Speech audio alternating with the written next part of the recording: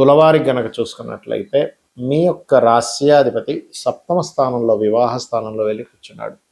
దీని మూలంగా కాస్త వివాహ సంబంధించిన విషయాలు బాగా అనుకూలిస్తాయని చెప్పుకోవచ్చు ఎప్పటి నుంచో ప్రయత్నం చేసేటువంటి వారికి. అయితే పంచమంలో రాహువు బుధుడు, 6వ స్థానంలో పాపగ్రహాల యొక్క స్థితి, శని కుజ పాప ఫలితాలు ఇచ్చే స్థితి, శని కుజ రవి గ్రహాలు, భాగ్యంలో గురువు, లాభస్థానంలో కేతువు యొక్క సంచారం జరుగుతుంది. ఈ యొక్క గ్రహస్థితిని అనుసరించి మీకు ఎలా ఉండబోతుంది ఈ పక్షంలో, ఏ దేవతారాధన చేయాలి, ఎటువంటి విషయాల పట్ల మీరు జాగ్రత్త వహించాలి అనేటువంటి అంశాలు చెప్తుంది నేనైనప్పటికీ చెప్పిస్తుంది సాక్షాత్ లలిత అమ్మవారిగా భావిస్తూ ఆ లలితాంబిక అమ్మవారి యొక్క అనుగ్రహం పరిపూర్ణంగా కలగాలని స్ఫూర్తిగా కోరుకుంటూ, ఇక్కడ గమనించినట్లయితే ఈ కాంబినేషన్ ఏదైతే ఉందో గుర్తుపెట్టుకోండి.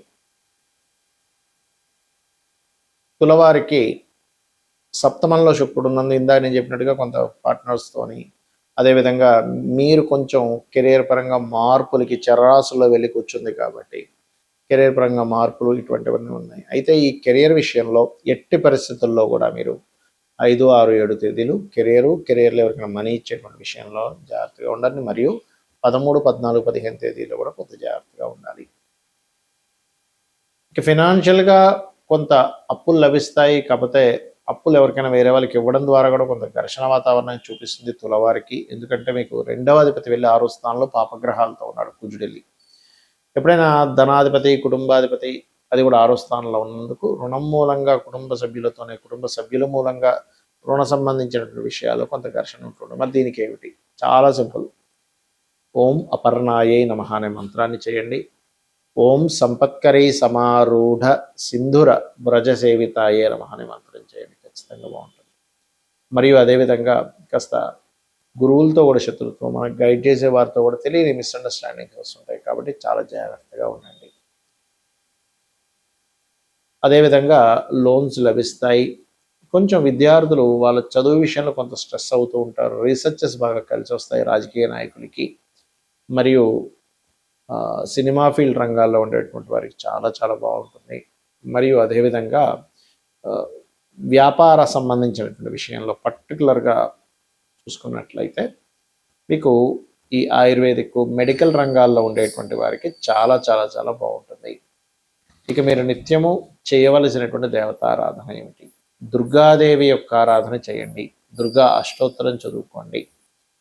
మీకు అన్ని విధాలా మీకు బాగుంటుంది. మరియు గోవులకు కాస్త క్యారెట్స్, బెల్లము, గ్రాసము, గోధుమ రవ్వ ఇటువంటి పదార్థాలు తినిపించండి. వీలైతే అరటికాయలు కూడా తినిపించండి. దీనివల్ల అనవసరమైన శత్రుత్వాలు ఏవైతే ఏర్పడనున్నాయో అవి ఏర్పడకుండా ఆగుతాయి.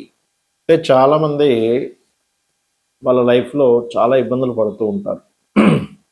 ఉద్యోగం రావట్లేదనో, వివాహం అవ్వట్లేదనో, లేకపోతే ధనపరంగా సంపాదన లేదనో, ఆరోగ్యంతోనో ఇలా. అయితే అన్నిటికీ కూడా ఏమనుకుంటారంటే ఎల్నాడు శని నడుస్తుంది, అందుకే నాకు ఇలా ఇబ్బంది ఉంది, లేదా సర్పదోషం ఉంది, కాలసర్పదోషం ఉంది, సర్పదోషం కూడా కాదు కాలసర్పదోషం ఉంది, అందుకే నేను ఎందుకు పనికి రాకుండా పోయాను అనుకుంటారు. ఒక విషయం బాగా గుర్తుపెట్టుకోండి, ఎక్కడ కూడా మహర్షులు వాళ్ళు రాసినటువంటి గ్రంథాలలో ఏలినాడు శని వల్లనే నువ్వు పూర్తిగా లైఫ్లో ఎందుకు పనికి రాకుండా పోతావని లేదు. ఏలినాడు శని ప్రభావం ఉంటుంది. ఏంటి లేట్ అవ్వడం? ఎందుకంటే నేను దీని మీద రీసెర్చ్ చేసి మరీ చెప్పాను చాలాసార్లు, కొన్ని సంవత్సరాల నుంచి చెప్తూనే వస్తున్నా. జ్యోతిష్శాస్త్రం అనేటువంటిది మనల్ని ఏదో మూఢత్వంలోకి ఎందుకు పనికి రాకుండా చేయడానికి కాదు, జ్ఞానాన్ని ఇచ్చేది, జ్యోతి వెలుగునిచ్చేటువంటిది. కాబట్టి ఏలినాడు శనిలో కొంత ఆలస్య వ్యవహారాలు, కొంత నెగ్లిజెన్సీ, మనంతట మనమే బద్దకించుకునే అవకాశాలు వదులుకోవడము ఇలాంటివి జరుగుతాయి. నేను కాదనట్ల. ఎందుకంటే అదే ఏలినాడు శనిలో సీఎంలు, పిఎంలు అయిన వాళ్ళు చాలామంది ఉన్నారు, ప్రెసిడెంట్లు అయిన వాళ్ళు చాలామంది ఉన్నారని, కాల్సర్ప యోగం ఉండేటువంటి వారు మెగాస్టార్ చిరంజీవి కూడా అందులో ఉన్నారని కూడా నేను చెప్పడం జరిగింది. అంటే ఏమిటి ఇక్కడ ఎంతసేపు ఈ కాల్సర్ప యోగము, ఏలినాడు శని అనే కదా కాల్సర్ప యోగం కాలానికి పనిచేస్తుంది. జన్మజాతకానికి అసలు అప్లై చేయొద్దన్నారు. సరే, అంతగా మీకు అదే బాధగా భయంగా ఉంటే మీరు కాళహస్తికి వెళ్ళండి, లేకపోతే రాహుకేతువుల దగ్గర దీపారాధన చేయండి. లేనట్లయితే దుర్గా గణపతి ఆరాధన చేసుకుంటే కూడా ఆ యొక్క దోషం మీకు ఒకవేళ ఉందని అనిపించినా అది పూర్తిగా నశించిపోతుంది. మరి ఏమిటండి అంటే మీ పర్సనల్ చార్ట్. ఎదగలేకపోతున్నాము, మీరు లైఫ్లో ఏంటోనండి అన్నీ ఇరుక్కుపోయినట్టుగా ఉన్నాయి అనుకున్నప్పుడు మీరు చూడవలసింది ఏమిటి అంటే మీ యొక్క జన్మజాతకంలో లగ్న ప్రభావం ఎలా ఉందో చూడాలంటే లగ్నాధిపతి ఎక్కడున్నాడు, ఉన్నాడు, ఎలా ఉన్నాడు, ఇది పర్ఫెక్ట్గా జ్యోతిష్ శాస్త్రంలో చూసే విధానం. అంటే చూడండి, కొంతమంది చాలా టాలెంటెడ్ అండి కానీ ఏంటో స్ట్రక్ అయిపోయింది ఆయన లైఫ్ అంటూ ఉంటాం. అది లగ్న ప్రభావం.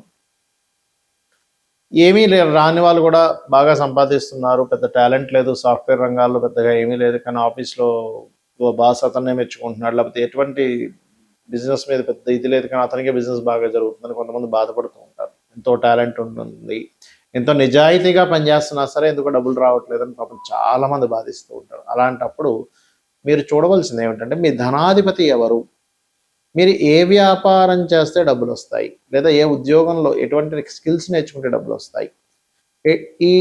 ఇప్పుడు మాత్రమే కేవలం కొంత తాత్కాలికంగా కొంతవరకు ధనం రాకుండా ఉండే ఇవి నడుస్తుంటాయి.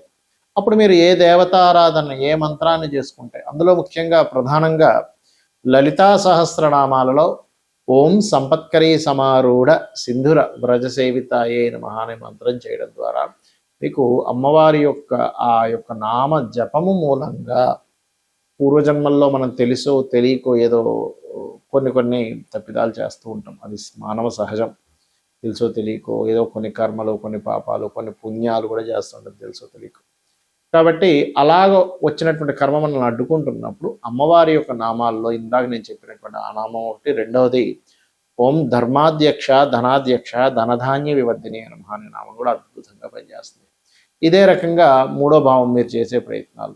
నాలుగవ భావం అంటే మీ విద్య, మీ యొక్క మీరున్న వాస్తు, మీరు ఏ డైరెక్షన్లో ఉండకూడదు ఆ డైరెక్షన్లో వెళ్ళుండి మీ అదృష్టాన్ని దూరం చేసుకుని ఉంటారు. ఇది కూడా తెలియదు చాలామందికి.